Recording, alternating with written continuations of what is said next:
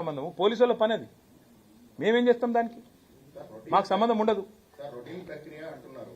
Routine ప్రక్రియ అనే కంటే ముందు ఈ కేసు ప్రారంభ దశలో కేటీఆర్ కేంద్రంగా అనేక పుంకాలుగా వార్తలు వచ్చాయి. ఎవరు ఇచ్చినారు వార్తలు? సిరిసిల్లలో ఒకటి ఇక్కడ సర్వర్ పెట్టారు, ఇక్కడ ఒకటి ఆఫీస్ పెట్టారు, అక్కడ అంతా పెట్టారు, అంతే కేటీఆర్ కన్సర్న్ జరిగిందని చెప్పేసి సోదర ఒక్క మాట అడుగుతా.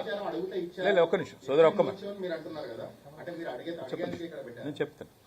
సోదర ఒక్క మాట చెప్పండి. మీరు నాకు 2 ఏళ్ళు అయింది కేసు ప్రారంభించి.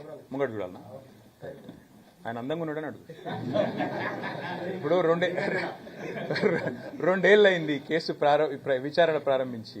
2 ఏళ్ళు అయింది కదా. ఇప్పుడు తమ్ముడు ఒక మాట అన్నాడు, పుంకాలుగా కథనాలు వచ్చినాయి. ఎక్కడికి వెళ్ళి వచ్చినాయి? ఎవరన్నా ఒక అధికారి అఫీషియల్గా ప్రెస్ మీట్ పెట్టిండా?